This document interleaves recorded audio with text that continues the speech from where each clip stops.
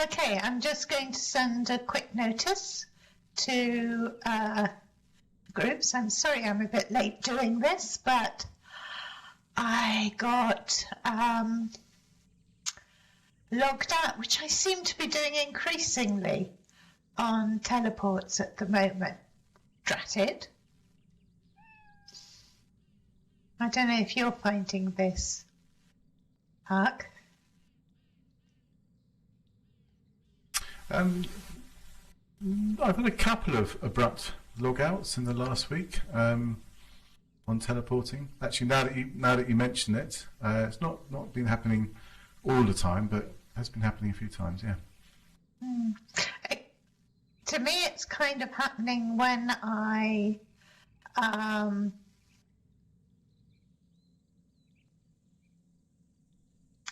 it's been happening when I coming in and out of the Fairlands.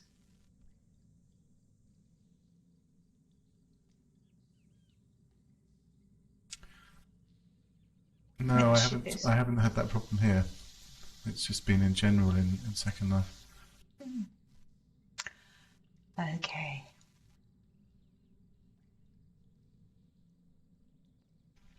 Is there a stream link so Caitlin knows whether to record or not? Dawny has got a stream link.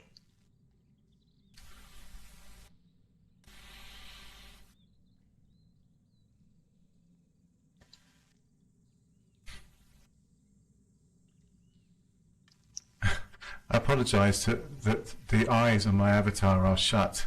For some reason, the buttons on my whole head interface has decided not to work. It's also not moving my mouth when I talk, so I apologise for that. That's a good start, isn't it? Great. It may be that people think you nodded off in boredom. Oh dear. I'll try and keep you awake. Thank you for that.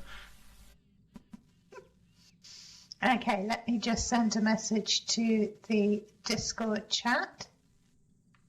Okay, and I have a link from Dawny. So Caitlin, if you want to check that out, I'll put it in chat in just 1 minute.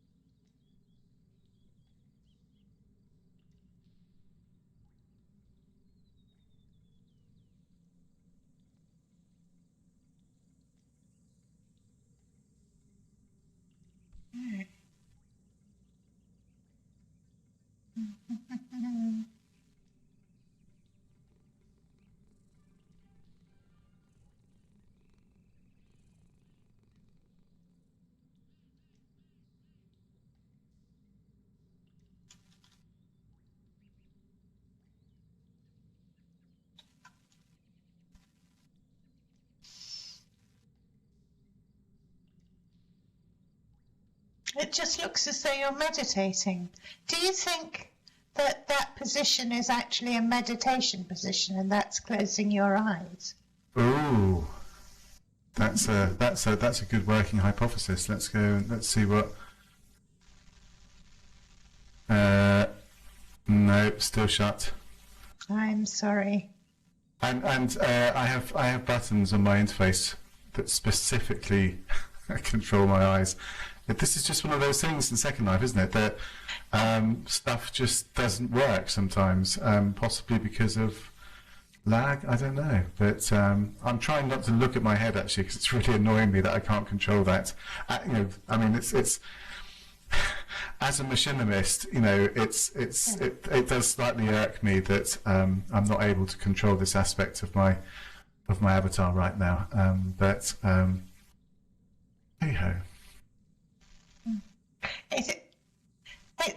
There are some things that you can do and can't do. We spent ages when we're working on the Black and Mirror, trying to get. Thank you, Julie. Thank you, Adele. That sorted it. Yes, I took the HUD off, and there they are. Excellent. Eyes were open. That was all Adele's thinking there. So thank you for that, Adele. No mouth movement, but I'll settle for eyes open. Okay. Yeah. Much better. Okay, so are you ready to make a start? Yeah, absolutely. Good. So, first of all, I wanted to ask you about your name, Huckleberry Hax. And you actually publish and release your machinimas under the name of Huckleberry Hax, rather than your real life name, which I suppose, for all I know, might be Huckleberry Hax. Why did you make that decision? Well, it's not Huckleberry Hax. Just in case there's any. I years and years and years ago, I wrote a novel under my real life name, and I sent it off to I think a couple of agents, and you know, we've all been in that position as writers. We get the rejection slips, and you know, you kind of keep on doing it for a while, and you think, oh, like, and then you kind of lose that sort of energy. And I went through. It took me about 3 years to write that first novel. I put an awful lot of myself into it, and always intended to write more than that. And then after that first book just didn't really get anywhere, I thought, right, okay, fine, well, I'll start another one. But when something like that's taken 3 years, it's a really hard thing to kind of get going again when you haven't had the outcome that you were hoping for. So my writing really over the next about 10 years from that point really kind of took a different direction. I kind of mostly focused on kind of writing for online magazines, and that got me a little bit of work writing work in some of the larger computer magazines. But fiction really kind of went on the side after a few aborted starts. And then I discovered National Novel Writing Month, which probably many people here have heard of. And I decided to have a go at that. And actually, that was how I found Second Life in the first place, because I heard that there was an online cafe for writers. And by that stage, so I kind of went in Second Life looking for that community. Never actually found it, I hasten to add, not that year in any case. And that book that I wrote, that novel that I wrote in that year, was a children's novel, which I still haven't really done actually all that much with.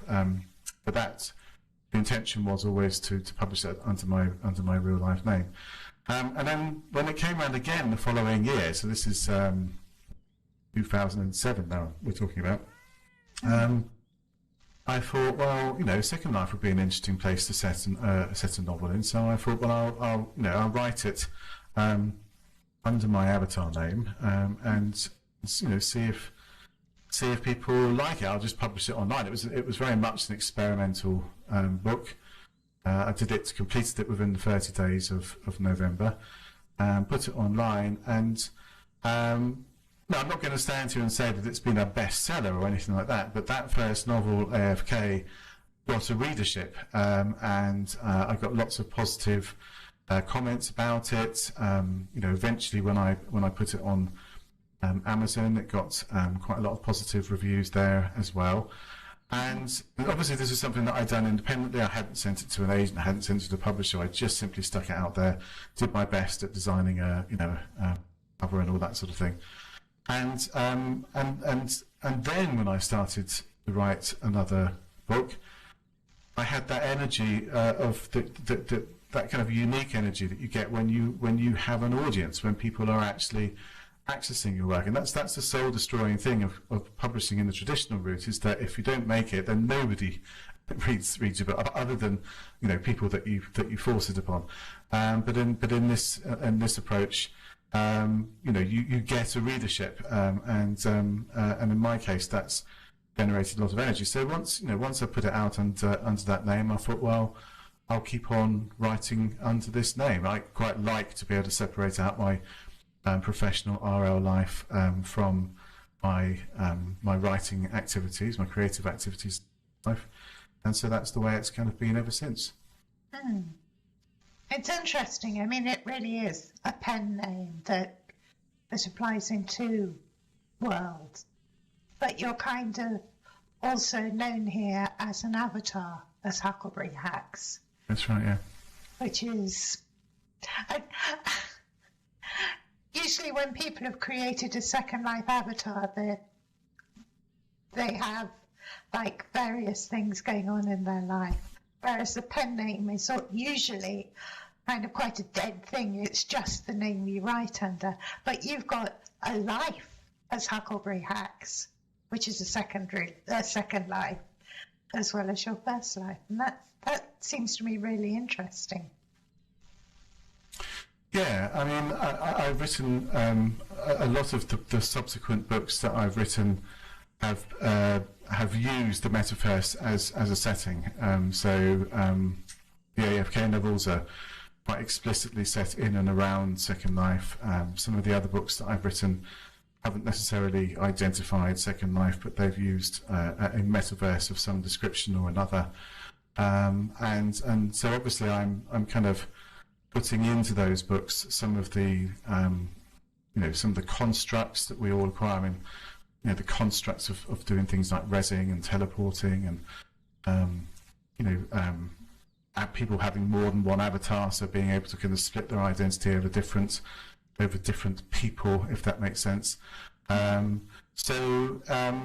guess you could say the books are very intertwined with virtual existence, really, which is, as you say, something which is part of my life now.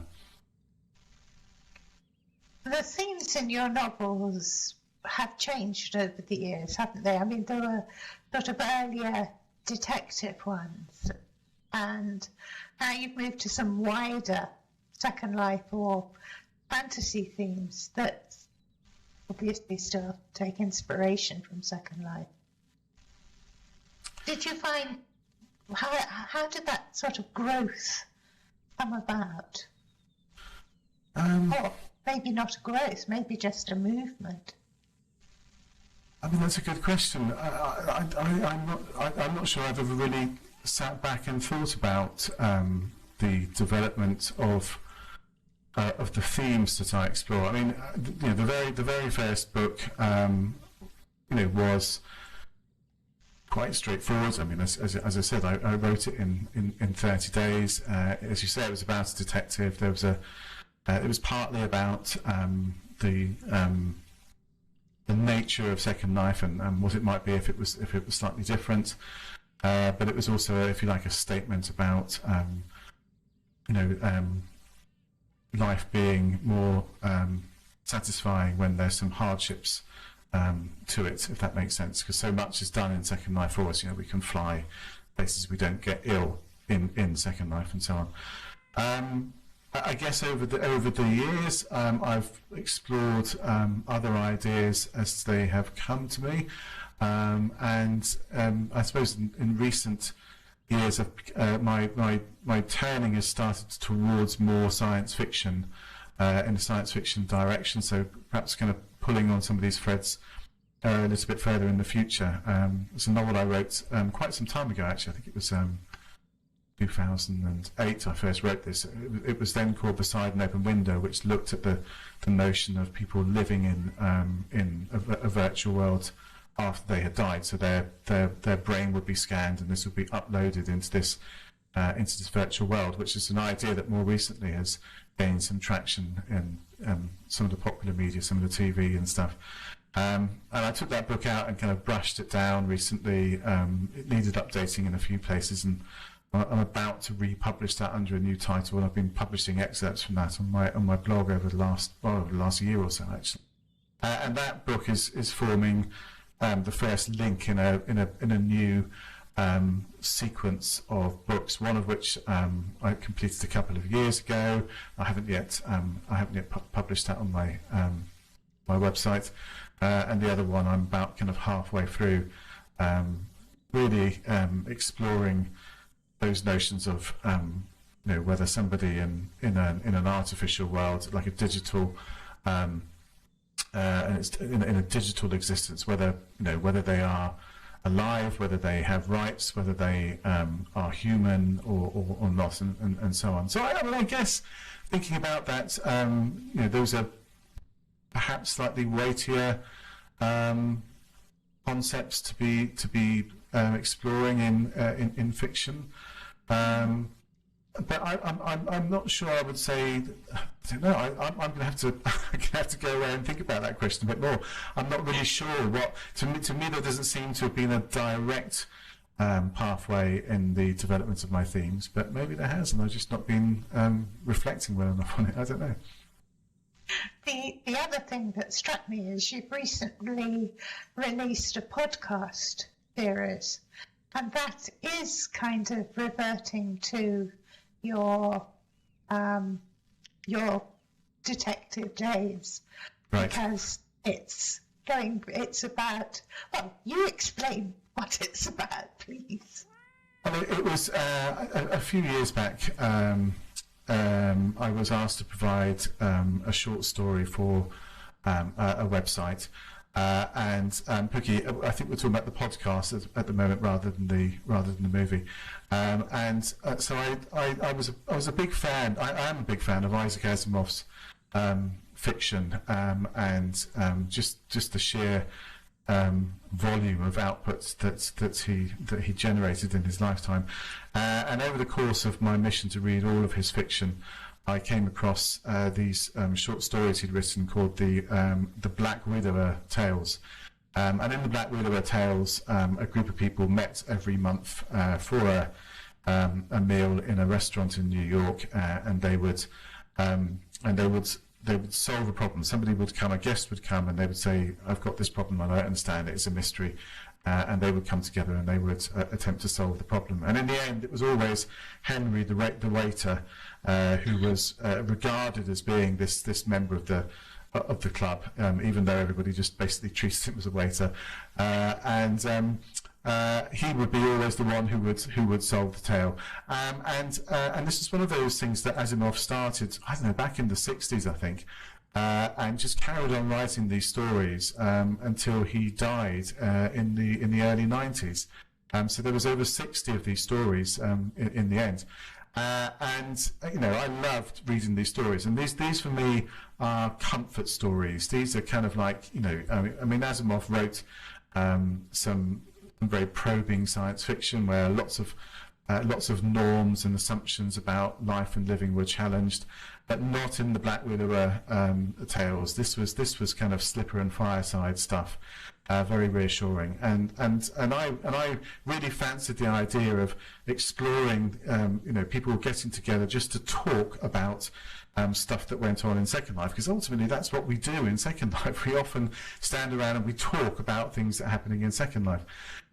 So really those stories, I created that first one for the blog and really kind of got quite into this idea of writing these little mysteries. So somebody at the table would have something that had happened and they couldn't work out what had happened. So in the first story, for example, there's a guy there who has a separate avatar that he uses for his kind of social stuff, whilst his main avatar is a builder. And one of his friends has basically spotted him and outed him as being this alt and identified him as such, and he couldn't work out what had given him away. And so the table talk about it, and in the end, it's Edward, the guy who sits at the head of the table, who works out how she managed to do it. And I really enjoyed writing that story. It was quite gentle. It was quite different from the style of writing I normally do. Less aggressive, and I thought I'm going to carry on writing these. And so it got to the point a couple of years ago where I'd written 12 of them, so I published them in a collection. And then it was actually Eric who suggested, first of all, who's sitting over on one side here, I noticed earlier, why didn't I record audio versions of this? And so I thought, well, actually, that's not a bad idea at all. And I bought a decent microphone for my machinima work the previous year, and I thought, let's give it a go. So I've recorded 6 of them in a series so far, and they're being released every Tuesday. So we've had, I think, 3 episodes have been released so far, and a new one will be out tomorrow. And then, if I get some positive feedback on that, then I might make a second series of them, perhaps towards the end of the year, towards Christmas. But it's been great fun. It's nice to do. I like reading, and it's a nice activity. It's probably a lot less effortful than making a machinima, certainly a full-length one. Yes, certainly, yeah. Could you give us your website address? If you could type it in chat. Yes, indeed. Hang on a second. Let me just put that up. Then people can go and look at it.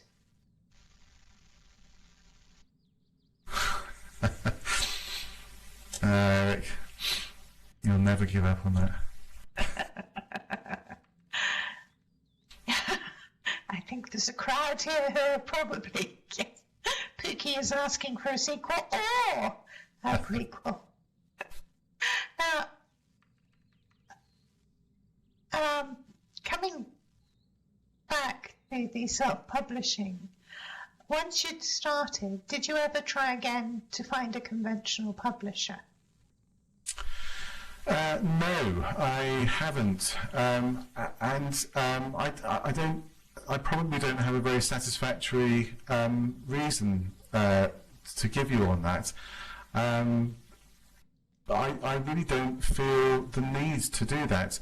I have a very busy professional RL life, so I'm not a writer in real life. I work for a local authority. It takes up an awful lot of my time, my job. Writing isn't something that I need to do for a living. I'm very privileged in that respect, so this is my hobby basically, and I do it because I enjoy it. I'm excited by every project that I take on. If I wasn't excited, then I wouldn't do it. I take that point, Dale. But I guess what I mean is that my real life job, job does involve writing, just not interesting writing. It involves an awful lot of writing, but nothing that anyone would particularly want to read. I quite enjoy the building the kind of if you like, the brand, I've got quite a few books now for sale, and I like the fact that people read them, that people enjoy them, and if an opportunity comes my way at some point in the future, I'm not necessarily going to book any kind of gift horse in there, and possibly at some stage that might be something that becomes important to me, but right now at this moment it's not really important to me. The creating more important to me. You've been very generous about free copies. Is this because you see it as a hobby and you're not, focused on making money out of it? I'm not focused on making money out of it at all, really. I've recently, so the book that I mentioned earlier on, Beside an Open Window, which I've now updated to the title, Thank You for Afterlifing With Us, which there's a copy on the table at the back there. I haven't kind of officially launched it yet, but it's kind of out there. It's on Amazon and so on. And all of my Kindle books I kind of priced at 99 cents. Because that's the cheapest that you can possibly make them on Amazon Kindle. It is possible to make some books free, but in order to do that, you can't actually set the price as free. What you have to do is you have to set the price as 99 cents, and then you have to, somewhere else on the web, release the book for free, and then Amazon's algorithms detect it, and of course Amazon won't be price beaten, so then they reduce the book. They put the price down to free on their site. At one stage I was just thinking, well, let's just put them all out for free, but but because that's too much work, then I thought I'll just set it at 99 cents. Yes, so that's what I did with AFK. So if you go onto Amazon, it's listed as 99 cents AFK, but because I have it on Smashwords for free, basically if you buy it at Amazon, then it reduces. It basically doesn't. It is complicated. So. But with the recent book that I'm, this reworking book, I've actually put it up to $2.99, purely just really as an experiment to see, will more people buy it if actually it has a price point. When I talk to people in real life and say, would you buy a book for 90 cents? They say, well, it probably wouldn't be any good, so I probably wouldn't. Yeah. So, I am looking at the moment at maybe increasing the, but it's not at all out of any desire to money out of the books. It's really just this experiment to see audience at all. It might not. It's interesting because, yes, I know what you mean. Sometimes people will look at 99p and think, well, yeah. And it's not fair because there are some cracking novels out there that are free or at 99p. I get emails from, I can't remember what it's called, Book Blurb or something, which is pointing me to cheap versions. If Amazon lower a price,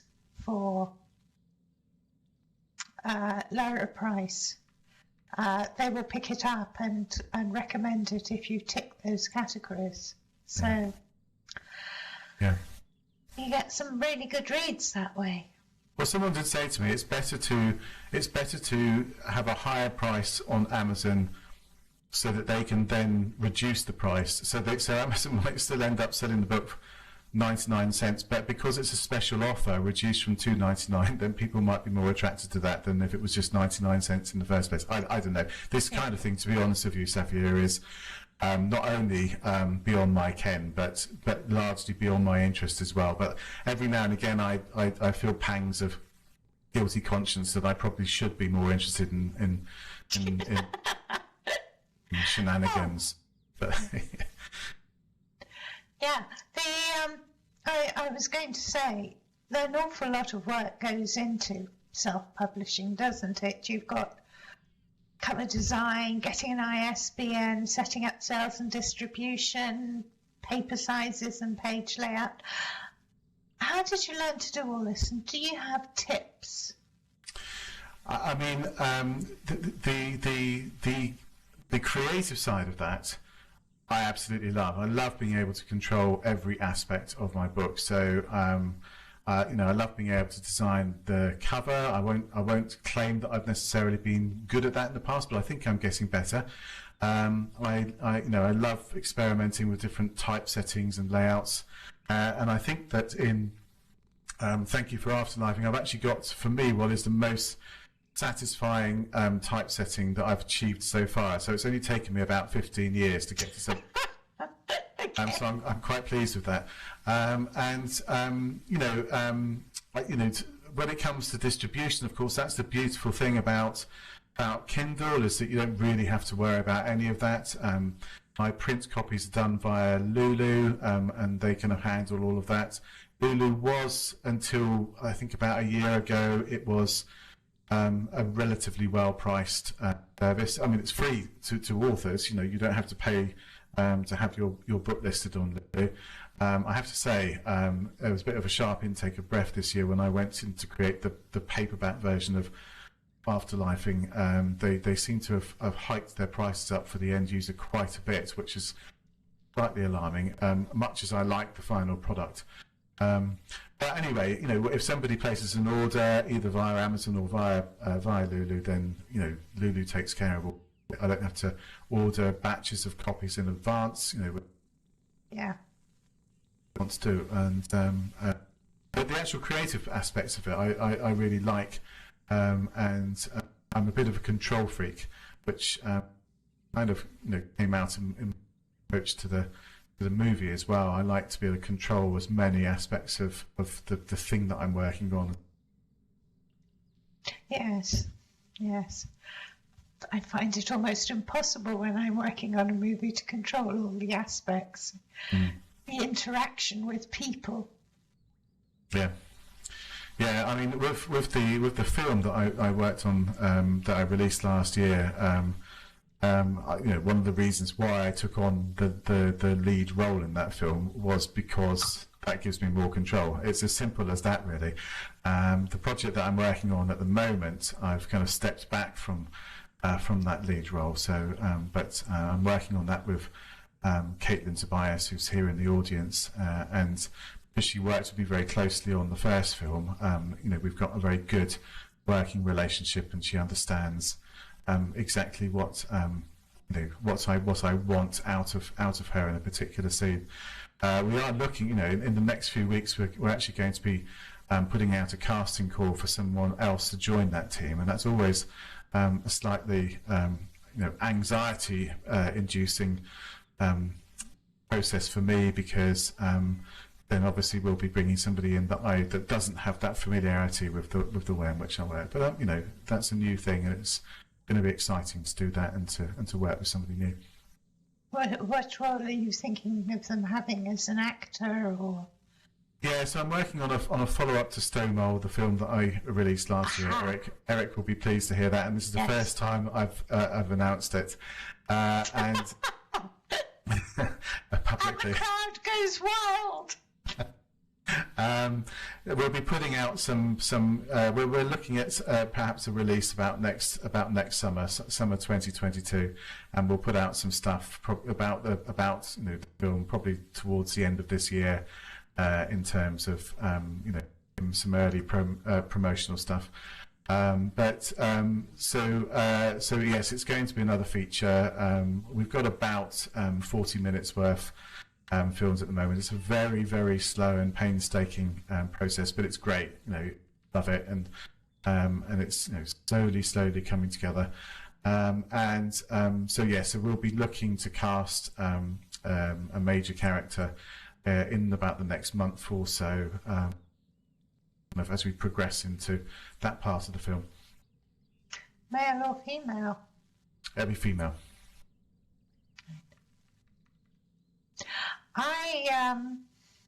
Sorry, Eric. So, can I make a suggestion? Wouldn't it be rather wonderful if you were able to release it here at Fantasy Fair? Bit early, I know, but it might be rather wonderful. I'm slightly anxious about the summer 2022 date, if I'm honest with you. I think we can do it. A preview, Adele, that could certainly be doable. I'll certainly have, well, I hope I'll certainly have, like a trailer or, maybe a preview, but it really is a question of getting it done in the time that we have available. And at the moment, summer 2022 is hopefully achievable. I'm not going to say any more than that. I think it's doable. Earlier, conceivably might be possible, but probably isn't going to be. And later is, I guess, also conceivable as well. So I appreciate the offer, and it would be great. But I would want to try and commit to that kind of schedule right now, because it's an awful lot to do. When we, the actual shooting of the movie is only the first step. Then of course the whole film is filmed silently, because when you're shooting machinima and Second Life, you just don't know where the sounds that are emanating from from places that you're filming, and you don't know where those have come from. Don't know for certain that they've been sourced with due regards to intellectual property. So every sound basically has to then be kind of layered on from scratch, and then of course the dialogue has to be recorded, which is going to be more challenging this time round, because there's a lot more dialogue than in STÖMOL. So yeah, a lot of work to get done, but all good fun. Trailer and talk then. Trailer and talk. Definitely, I think that should be doable. Yeah. It is a hobby, Eric. It is. It is. Don't you go using quote marks with me like that.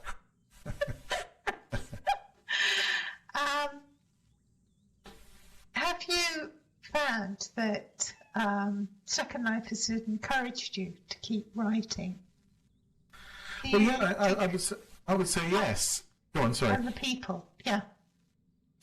Yeah, I mean, I'm very curious about Second Life. I'm very curious about the reasons why it works for the people that it works for. Now, back in the day, back in 2006, 2007, that kind of era. Of course, at that point in time, we were all kind of somewhat seduced by Fit Rosedale's talk about the 3D web, and we were thinking this is all going to be, the next big thing. And of course, it hasn't turned into that at all.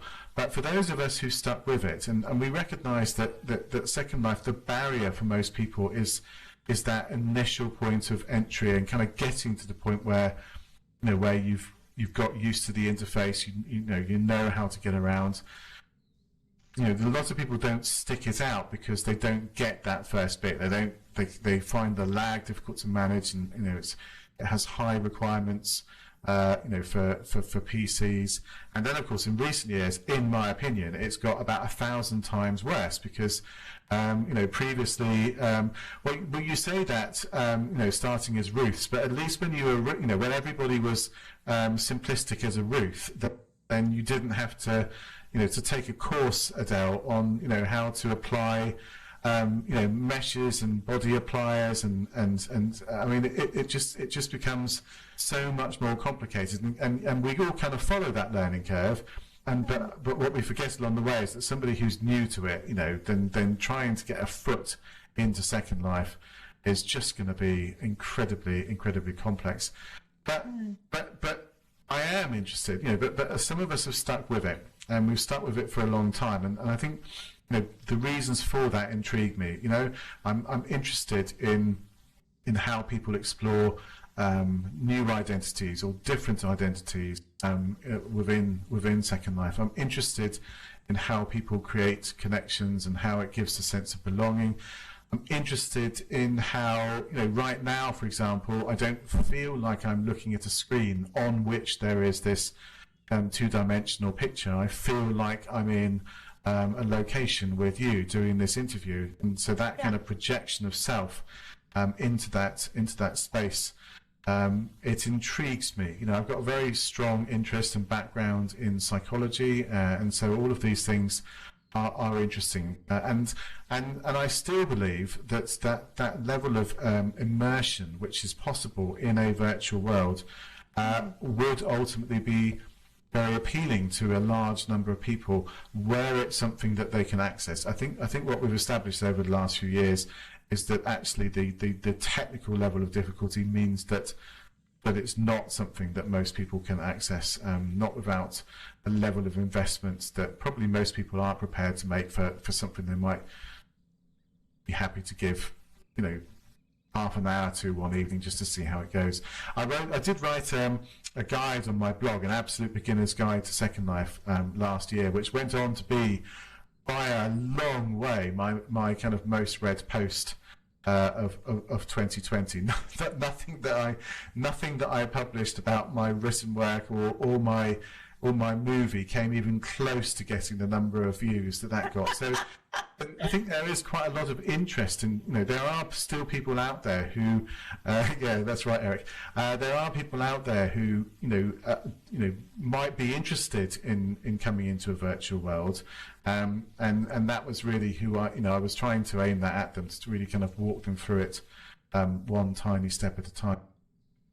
But yeah, being part of Second Life definitely has kept me, motivated, intrigued, curious about all of the things that it contains. I use that guide. I run role-playing games at conventions.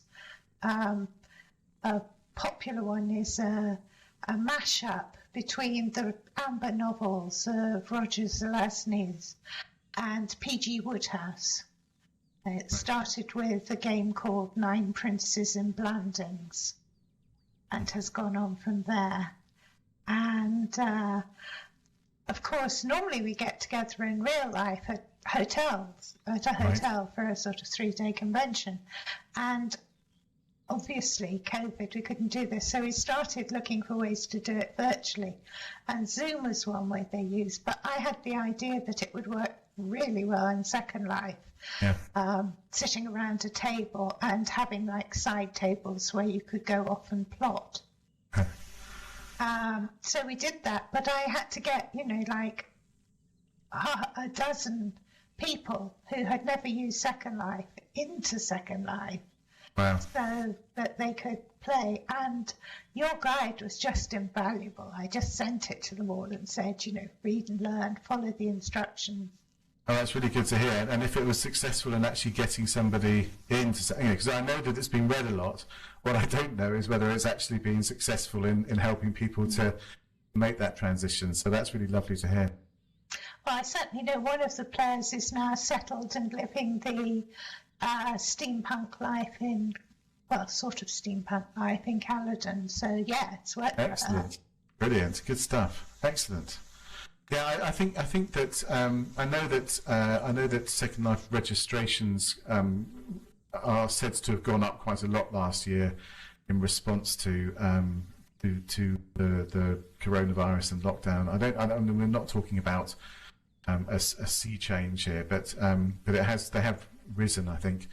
But I still think, and I think it's a shame really that more people didn't discover it, because for me personally, I've not really felt less connected during the lockdown period, because Second Life is my kind of social playground, and so that's not really changed as a result of lockdown. So I think more people might have benefited from that possibly, but as I said, it's a stressful thing to get going. And I mean, in the example that you've just given there, people had a very definite objective. So if I join up to Second Life, then I can do these role play activities with Saffia and everyone. So that's like the key ingredient there, really. It's the motivation. I know what I want to do in Second Life. I want to do this, and so therefore I need to do this learning. In education, we talk about that as being a little bit like, we sometimes refer to it as problem-based learning. So when you have a specific problem to solve, a specific objective, then you do a lot more learning, because that learning is directed at helping you to solve your problem and achieve the thing that you want to achieve. Whereas if you're simply sitting down and reading a guide on how to do Second Life, thinking, well, do I want to do this? I don't know. I won't know until I get there. Then the motivation is never going to be quite the same as when you've got that hook that's pulling you towards that goal. Yes. Hucky made a comment earlier that I just want to zoom back to. And she said, our Second Life is different from those who've never had an avatar and have never found themselves by losing themselves. Which is a very poetic way of putting it, Piggy. Yeah. I like that question. I guess a comparison to draw is in the phenomena of bilingualism. So about 20 years ago, I had to do some research into bilingualism, and bear with me on this. I promise that the metaphor will work. I was looking at the research into whether bilingualism is a good thing or a bad thing, and there was actually at the time these quite vocally opposed camps. So there was one camp that was very opposed to bilingualism, said that actually people who become bilingual have slower word recollection speed, both in their own original language and in their second language. The pro-bilingualism group were kind of saying, well, that's beside the point, because they've got more words to choose from, or more symbols to choose from if you put the two languages together. And then there was a third view which said, well, none of that's important, because what you actually get in bilingualism is a meta-awareness about language that monolingual people don't have. So if you hold up a pen and make up a completely nonsense word and said, how readily do you accept that this word could be used to describe this object? People who are bilingual are more ready to accept that than people who are monolingual. And that comes from having, that experience of more than one word to describe the same object. So, I am bilingual in English and Romanian, as it happens. So if I hold up a pen, it's either a pen or it's a pix. It's these two different words and can be used to describe the same object.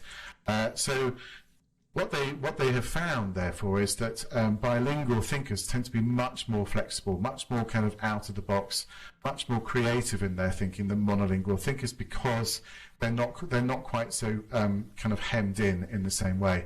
And I think that Second Life is a bit like that. I think that when you've looked at identity through the lens of Second Life and realised that actually it's possible for a person like me to enjoy an identity as a writer. It's possible for somebody who is male to explore the identity of female, or vice versa.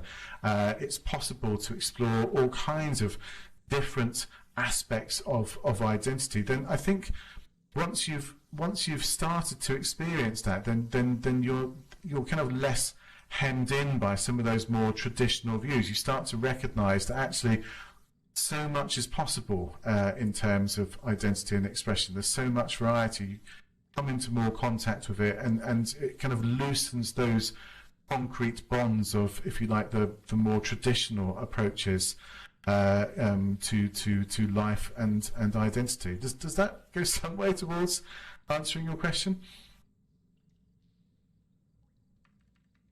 Vicky? Yes, I think it does. Good stuff. Good stuff. So, do you feel that things that you've experienced in Second Life have been inspirations for your books, or have you taken? Sorry, I was reading chat there. So I missed what you said there. Could you repeat that first part? Yeah, sure.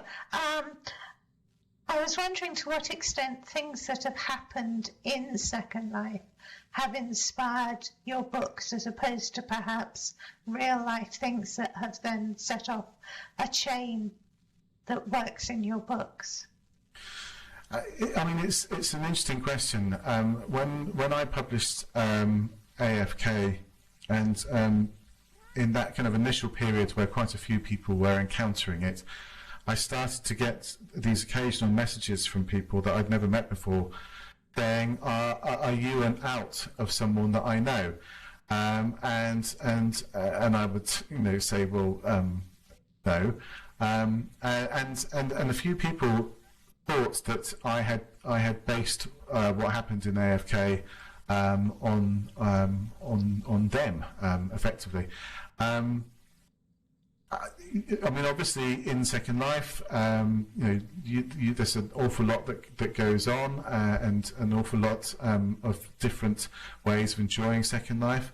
I kind of like to pull on the threads of stuff. I mean, really, a lot of the stuff in the AFK books.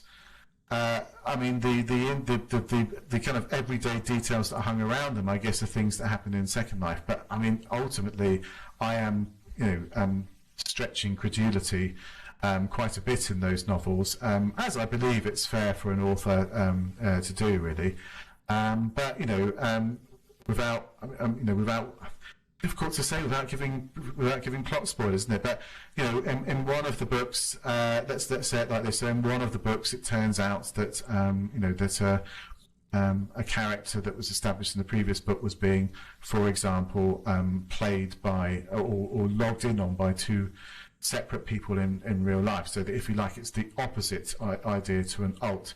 So an alt obviously is one person in real life playing two or more people in Second Life, and so I thought, well, the reverse of that must be theoretically doable. So you could have two people in real life playing one person in Second Life. Now, I've never met anybody who has professed to do that, so that's just me thinking that up. But obviously, when I think up an idea like that, I then have to think about, well, how would that happen? How would that work?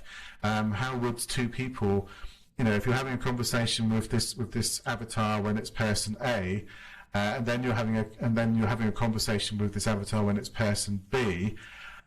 And it's and if you don't know that they're two different people, well, how will person A and B kind of communicate within each other so that kind of flow of information is consistent and so on. So you kind of problem solve it from that point of view. If this was happening, what problems would people who were doing this have to solve, and how would those solutions work? And then that just becomes then the detail that you kind of hang around that concept in the novel. None of it is stuff that I've ever actually seen. I will say in the first of the AFK novels, it actually opens with a description of a listening device. And again, this was something that I thought, well, I know it's possible to create listening devices because I've been on a little mini introduction to scripting course in about a month previously. So if I was a detective, how would I go about planting one of those devices on somebody? What would I do? And I thought, well, probably the best way to do it would be to implant it in, an article that the person you were tracking would be wearing. But people use all kinds of different outfits, so probably it would be in something like a watch, because that, conceivably a watch might be something that somebody used it across a number of different outfits, whereas put it in a jacket, then, they might wear this jacket one day. And then and again, this is all me kind of all supposition on my part, but then a number of years later, a friend of mine encountered an item which actually had a listening device in, and I think it wasn't a watch, but it was a piece of jewellery. And I think in the novel AFK, I think I mentioned that they did jewellery as well as one of the things that they embedded these listening devices in. So every now and again, you get surprised that this idea that you kind of thought up as being completely hypothetical, again, taking this approach, if I wanted to solve this problem, how would I go about solving it? Every now and again, you come across some confirmation that, yeah, actually this does happen in Second Life. But for the most part, it's really just, I'm just pulling on those threads, really, just thinking, if this happens, what about that? And could that lead to this? Couple of things that you've made me think about from that. I can remember a dress designer back in 2007 who was absolutely huge, and everyone bought her clothes. Although I found them a bit tricky because they were very low cut. No, it wasn't Blaze. Blaze is still around. But it was... what happened was they were actually a couple. I think they were both male. They shared the same avatar. One of them was like the business, practical end, and the other was the designer, the creative one. And the designer died, just leaving the sort of manager. And I was thinking how strange that would be. It's like half of yourself dies. Yeah, absolutely. And it basically, the alt had a fire sale, and the guy who was left had a fire sale and closed down the store. Well, these partnerships, they become integral to us, really, and much as obviously it's possible to continue with enterprises like that, then the absence of that person. And these relationships in Second Life can be quite intense, because I do believe that sometimes you can get to know a person in text far better and more intimately than you can get to know a person through verbal interchange. Just the things that you might talk about, or the ideas, or the memories, and this kind of thing.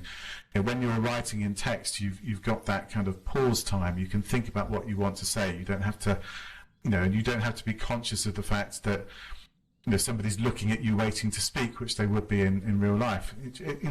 It strips away a lot of those kind of non-verbal kind of elements, and can facilitate a much more a close relationship, even though it is a much sparser form of communication than talking. So to have that stripped away with somebody passing away in real life, I think not obviously to demean any real life passing, but I think it's particularly traumatic when it's somebody you've worked with really, really closely.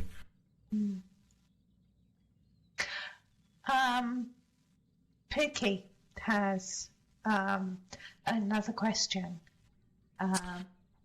Yes. Did I have a table read at the script among the actors before shooting? So that's a really good question, Pookie. And I'm slightly embarrassed to say it rather exposes my flaws as a creator, because actually when I'm filming avatars, I don't really know where the script is going. I don't really know where the story is going. I have a broad idea in my mind as to what I want to cover, but because filming machinima in Second Life can be very restrictive, and I like that. I like that it's restrictive because it means that when I come to film something, I realise I can't film it the way I had it in my head. That's not possible. So I need to be creative, and I need to find a different way of going about it. So really, what I do is I have a kind of a broad idea of what I want from the film. So in the case of STÖMOL, I want it to be a film about truth. And I was, filming scenes. Of course, the other thing I've mentioned this in my, I did a quite a long interview with Strawberry Linden with Caitlin, just before the film came out, and identified that one of the obstacles that we had is that because we filmed in sims, because we filmed in regions that are made by other people, and regions come and go. Then you've got to be quick, really. When something comes online and you really, really like it, then you just need to go in there and you need to shoot. And sometimes you're shooting generic footage that you'll find are useful later on. But actually, the dialogue wasn't written until quite late on in the film's life, at which point the film had already been recorded. So what I was doing there was I was allowing spaces for dialogue to happen when I was filming. So filming scenes where I thought, in this place somebody's going to be talking, and what they'll be talking about is broadly X. And then once I had those all of the footage in, that's when I wrote the dialogue, and then I contacted the actors and said, these are your lines, please could you record them and send them to me as audio files, and obviously then I did my best job to try and fit those into the speech. And so the new film that we're working on at the moment, I'm taking broadly the same approach to that. If I sat down and wrote the whole script first, then I would no doubt find at some point that I wanted to change it anyway. So I like this method. It's not the method that would work for everyone, but it really works well for me.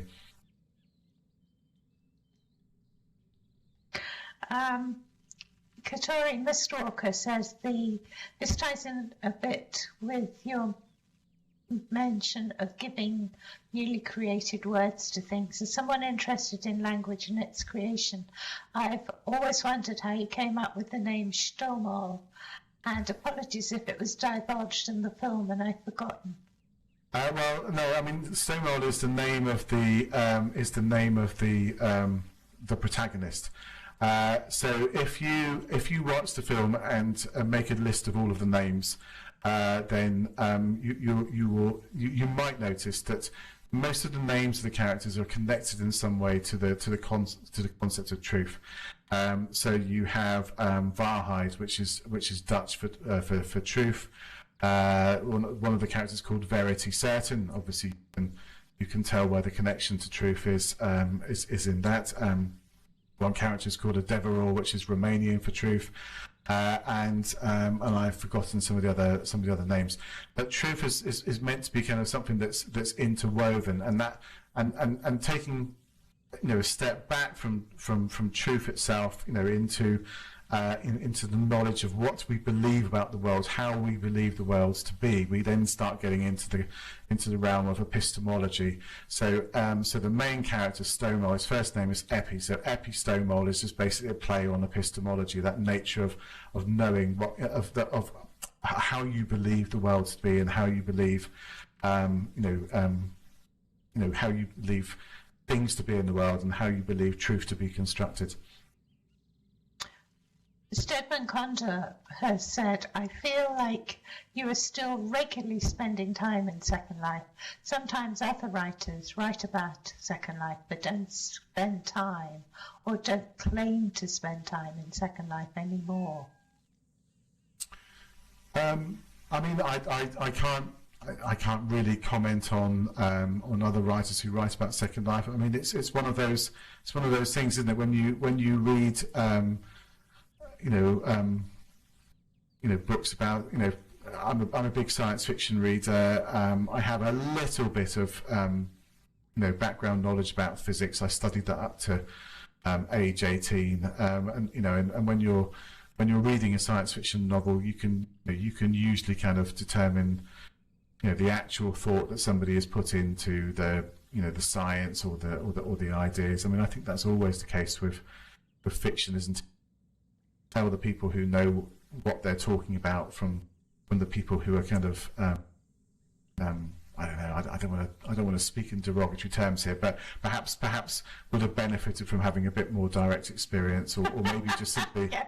Maybe just this thinking something through a little bit more, doing that kind of thread pulling a little bit more. I don't know, but maybe that's not their intention. Maybe they're using, Second Life as as more of a kind of a prop to kind of make a broader point than to actually kind of dive into life within Second Life.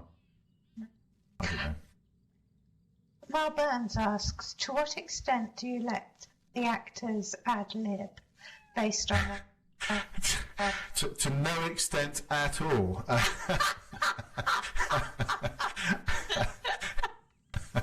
Is the answer to that. I'm sorry, but I have to.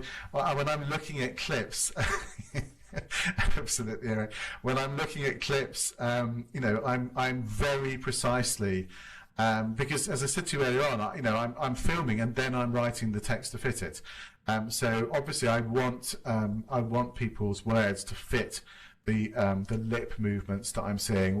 Where we've got lip movements. I mean, one of the things we used in STÖMOL was face masks. So that obviously obviated the need for some people to have lip movement. But where we were using lip movement, it was necessary that that the words that people would say would fit the speech. So there was absolutely no wiggle room whatsoever there. Maybe if somebody came back to me and said, instead of this word, what about that word? Then provided that the number of syllables were the same, I could be up for that. But generally speaking, I want people to say the words that have been written. Sorry, that's probably not a very enlightened response. I think there speaks the writer. Maybe. So, does anyone have any questions for Huck?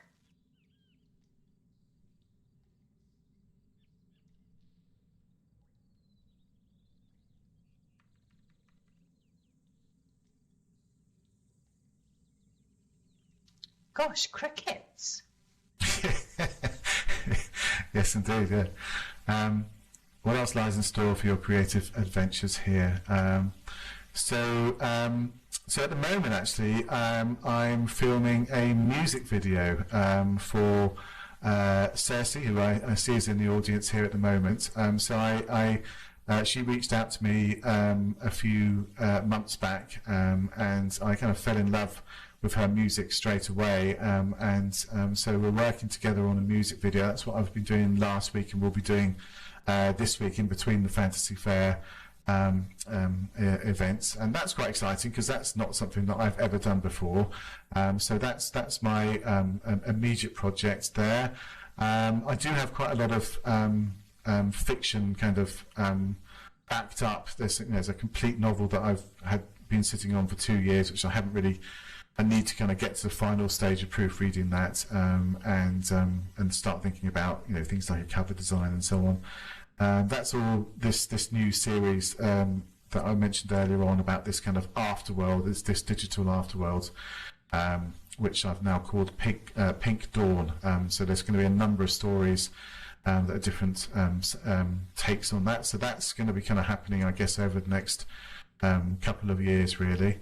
And basically we'll see what comes along, really. I'm always interested in you know, trying out new things. Are there real life filmmakers who've inspired your Second Life machinima practice? That's a question from Eric. That's a really good question, Eric. I'm probably not as gemmed up on real life film directors and photographers as I should be. However, there was one thing very set in my mind when I went about STÖMOL, which is that I wanted as much as possible to avoid you know, too much kind of flying cams. I do have a Space Navigator. It's sitting on the desk in front of me, and it has a very thick layer of dust over it because I can't stand the thing. I find it very difficult to control. And in recent years in particular, it seems to be having some real, I don't know what the driver issues are with it at the moment, but it's just not working satisfactorily. But in any case, I think that it's rather overused in machinima. It's kind of a case of got a Space Navigator and going to use it. That's fine. But what I really like when I look back over real life cinema is I like in particular the films of the 60s and 70s where you would have the camera stationary in a single spot for quite a long time. You know, a couple of directors I can think of. One of my favourite films for photography is Woody Allen's Manhattan, where, you know, you have a number of scenes where the camera remains still in one position.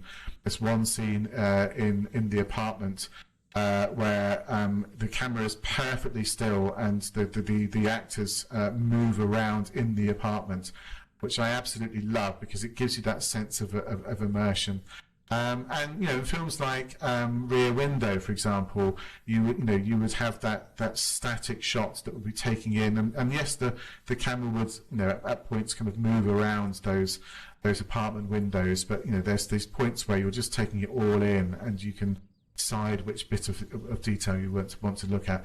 So one of the things that I tried to keep to in STÖMOL was to do kind of more scenes where the camera was still, and think more about photographic composition to make those still scenes feel more satisfying to the viewer, rather than have something that was kind of that's one of my RL film influences, I think, which had an impact on my machinima practice. I don't want to sound like a vastly experienced machinimist, because I'm not. I've only done a couple of machinimas in my time in second. That was something that I want. I'm the same about the Ipcress file. I just love the cinema in that, and that's had a big influence on me. Yeah. And that's very, when you break it down, it's quite a static film. I mean, it used to be the case that films were made at a much different pace. There was, I mentioned this in my interview with Strawberry, but I quite like listening sometimes to the film reviews on Radio 5 in the UK. Simon Mayer and I think it's Mark Kermode. And Mark Kermode, I very much enjoy his analysis of films, and these little potted histories that he sometimes gives of film techniques. And he was saying how when people go to filmmaking school, I'm sure it's not called filmmaking school, but when they study film, one of the kind of early techniques they'll be asked to do is to clap when the scene changes, when it changes from one position, the camera, to another one. And if you take a film from the 50s, 60s, 70s, then people will be clapping very, very slowly because each cut kind of stays in one place. Whereas if you take a film from today, then people are clapping like mad because it's cutting. So that was something, again, I guess, that I wanted to kind of try and emulate from the older films, to perhaps have a slower pace. To answer, I know Chantel said there, do you ever have people complaining afterwards?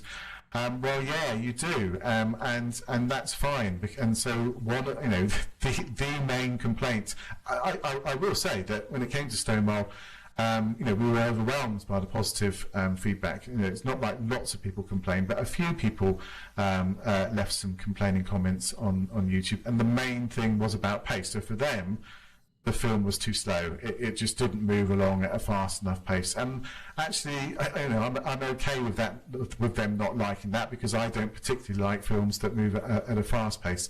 Everybody likes different things, and that's the way it should be. So yeah, a few people complaining, but that's fine. That just simply reflects our variety in tastes. A quick question on publishing from Adele. If you publish print on demand on Lulu, is it easily available on Amazon, or do you sell it via Lulu and Smashwords?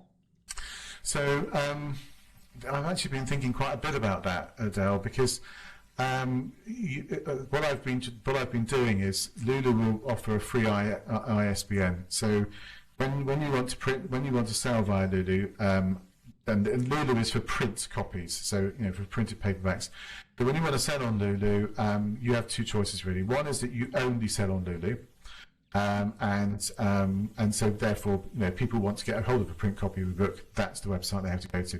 And the other option is that that Lulu will distribute your book to other online, such as Amazon. So that's what I've been doing the last few books I've published.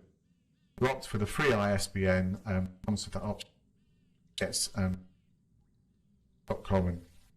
and Barnes and Noble and all that sort of thing. Now the issue is that because of the way that Amazon prices things, if you want to have your book published on Amazon, then it becomes a lot more expensive. So the base price has to go up by quite a lot. So I have been thinking about that a lot. If I do it via Amazon, then more expensive for people to buy. And I get none of that, I hasten to add. But if I do it just on Lulu, it's cheaper, but you don't get that kind of distribution. But for me, to be honest, it's a mostly moot point, because the vast majority of any sales that I make are actually Kindle versions. The print versions, I might sell one copy a month if I'm lucky. So I'm probably agonising here over kind of more the ethics of it than the actual practical meaning that it has to me. But yeah, so at the moment the books are made available via Lulu to Amazon, so it's possible to go onto Amazon and buy a print copy. I don't know if I'm going to continue doing that or not, because I just don't know if it's a worthwhile thing to do. Okay, so I'm still getting questions, and we have overrun. Are you okay with this? Yeah, I'm fine, as long as I'm not depriving somebody else from their slot. No, I'm not going to tell you how soon the next thing starts, because it might just tempt these gametes in the audience. Naran Raja has said, I read your post regarding intellectual property and noticed your attention to detail, crediting the creators of various components in your film. How much of that is personal preference versus legal requirement? Films in real life do not necessarily have to credit every item that appears. Do machinists? No. So what Shiny is referring to there, I mean, obviously there's some things that you do have to credit, and the number one item there is sound effects. and obviously music as well. I was very fortunate actually for STÖMOL that a real life friend of mine came on board as the kind of musical collaborator there, because that's one aspect of things that I'm not good at controlling. I don't really have that kind of skill set. But sound effects you do need to credit. And what I think Shiny is referring to there is that I kind of go beyond that in STÖMOL, and I credit, for example, all of the animators whose products we use. We don't go into every single outfit used, but the main characters' outfits are detailed. Obviously, we've credited all of the locations that we filmed in. Obviously, the actors that we used. There is an element of going above and beyond. If it was possible, what I haven't done, for example, is if we turn up at a region and we film in that region, obviously we get permission from the region owner, because that's the Second Life terms of service. You can rock up anywhere and take a photo, but you can't rock up anywhere film. You need to get permission from them. Obviously then I'm working in an environment where that person has put together using lots and lots of different products that they've bought, lots of different models, and what I don't have time to do is to kind of audit the creators of all of those. But to kind of go back to that part of the question about whether it's kind of a personal preference, it is a personal preference. I want to credit as many people as possible, because that again reflects the nature of Second Life, and it was very important to me that the film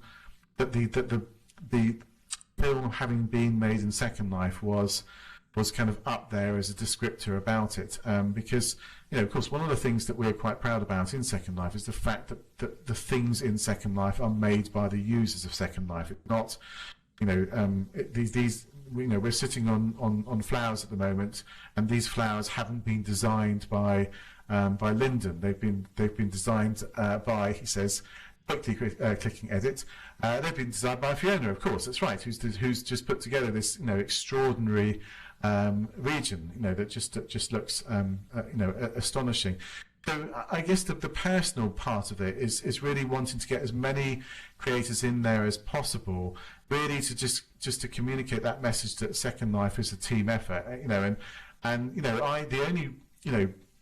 the only way I was able to get STÖMOL to look the way it looked was because a lot of people in Second Life have made amazing stuff, and then a lot of people have then taken that amazing stuff and they've combined it in an amazing way, and maybe added a few bits and pieces that they've created as well, and come up with a fusion that works. And really, as much as possible, I just wanted that to be reflected in the film. That this is not me going off and commissioning somebody to build a set, or even creating sets myself. This is using the world that exists. This is using Second Life, and in some respects anybody could go. We used locations like Droon, for example. Anybody could go and film in Droon. So I don't know if that answers that. So I am going beyond the legal requirement, but that's because I want as much as possible to promote the creativity that has gone into making Second Life. I've got a question from Dawny W, and Dawny wants to know, if you had a magic wand, what would you change or add in Second Life? What would I change or add? Well, as a machinimist, if I had a magic wand, I would make it so that creating animations was really, really easy. So that's one of the hardest things to do is to get a movement that fits what you want for a particular clip. So I think as a machinimist, that would be brilliant. If I had a magic wand that could just make me an animation direct from my head, or provide some really simple way of perhaps capturing motion from real life and feeding that into a Second Life avatar. I think that would be the thing. If we're talking about if we're talking about waving a magic wand to make Second Life as a world more accessible or more successful, I think there's a couple of things really. One would be to sort out the whole business of avatars being so incredibly complicated for new people to get their heads around. And also, I've been reading quite recently, I think opinion is converging on the idea that perhaps one of the wrong directions that Second Life took was to not continue to develop its building system. So when Mesh came in, the old system of making stuff via prims was pretty much left and undeveloped, and perhaps there's been perhaps Linden have missed this the sandboxness of Second Life, and it's turned into quite a product-led environment, and it would be nice perhaps to try and capture some of that creativity, the ease of building stuff. I do build stuff myself, but I just design in prims and then convert it to mesh. I don't know how to use tools like Blender. That's well beyond my skill set. So I think maybe possibly having a better building system would be a nice thing for Second Life to have. Does that kind of cover your question too, Eric? As you wanted to know what you would like to make the lab implement. Oh, I missed that, Eric.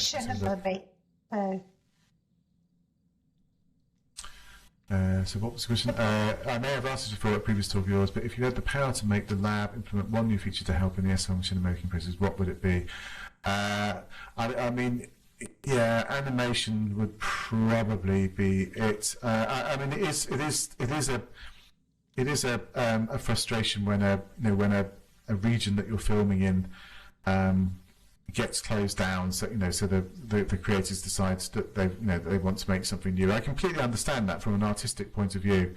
Contain there is a great example there. Eric's just mentioned there, and I like Lotus and Fred who created Contain there, and I completely accept after a month.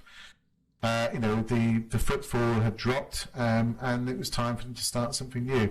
And I noticed that when everyone was talking about Sansar, they were talking about the importance of experiences kind of not being kind of deleted, that experiences would remain, and part of me thinks, well, it would be quite nice if something like that could be brought into Second Life. But having said that, that's just I'm not quite sure how they would actually achieve that function. It wouldn't be an easy thing to implement, to add to the existing infrastructure. But certainly, regions disappearing just when you're getting going filming in them is definitely a barrier sometimes to the machinima making process. Evan Condor asks, how do you assess your works fitting in with a speculative or mainstream writing establishment? It's an alternative way of distribution and sharing work, which some well-known writers like Cory Doctorow have referred as a valid way to success. I don't really know enough about that topic to answer that question, really. I think I'd need to do a bit of Googling to find out more about that, and then to decide how my work fit in with that. So that's probably not a very satisfactory answer, but I think I'd rather give that than try to kind of wing it and probably get it extremely wrong. So sorry about that, but that's something for me to perhaps have a look at after the interview.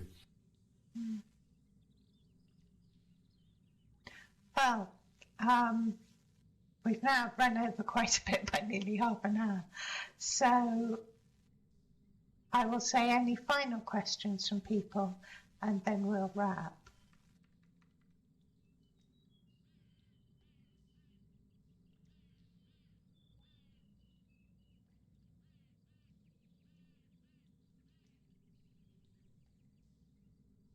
Such a great guest, Adele.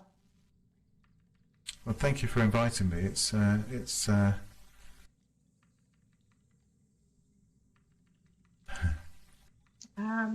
Sadly, no, the Black and Mirror won't return. Which isn't to say that we may one day tackle a project that you might like as much. I'm getting itchy about doing some directing.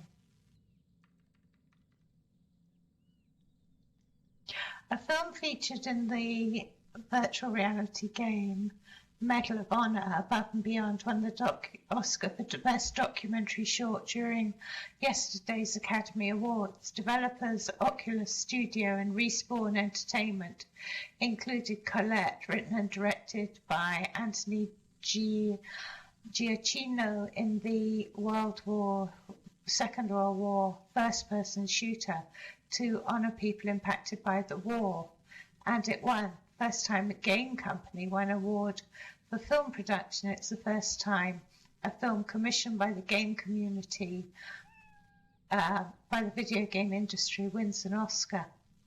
So. Yeah.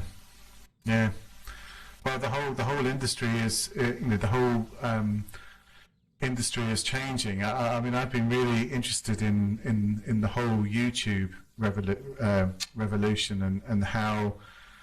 You just got this much broader base of people now producing, filmed footage, and obviously YouTube is much more, non-fiction stuff. People reviewing products or talking about things, technology, history, and so on. But there seems to be a big broadening of the centre of these industries.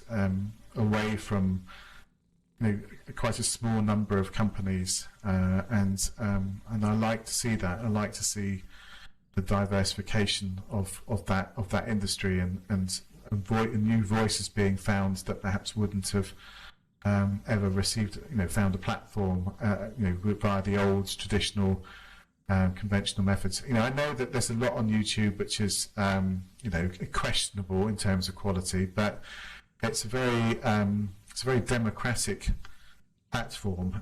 It's a very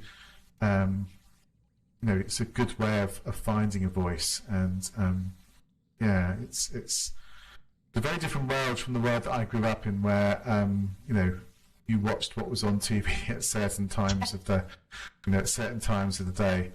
But it's all changing. There were such limited channels for so long. I mean, I'm in the UK, and I'm really excited about the fact that on Monday evenings at the moment, the BBC is playing Fawlty Towers again at 8:30. That probably says a lot about my age, really. But even though I can watch it at more or less any time on some streaming service or another, I quite like it when a decent program fills a prime time slot. But that's just my inflexibility as a person. Approaching the end of his 40s and remembering life in the 70s and 80s. It's all changing now, and probably rightly so, really. Huck, it's been great talking to you. Thank you so much for coming in and doing this interview. It's been a delight, Saffia, and thank you for inviting me. I think we're doing a showing of STÖMOL on Wednesday, and then I'm coming back to do a reading on Saturday. Is that right? That's right. We're not letting you get away so easily. And thank you so much. Yeah, there's STÖMOL tomorrow, and that's going to Wednesday. I think STÖMOL is, isn't it? Wednesday. Not tomorrow. Yeah. Yep. Sorry. I'm getting confused with my days because I'm writing up day schedules all the time, and I get confused as to which day I'm actually on. Yeah, I can understand that, yeah. So that will be at 3 p.m. SLT on Wednesday the 28th. And your reading will be at 2 p.m. SLT on Saturday, as you said, the 1st. That's right, yeah. I'm looking forward to that. Good stuff. Thank you very much. Looking forward to STÖMOL, actually. Hugely. Excellent. I shall see you on Wednesday then. Great. Good stuff. Good stuff, Katori. Bring your STÖMOL trading cards. Excellent. And thank you to the audience for coming and asking such brilliant questions.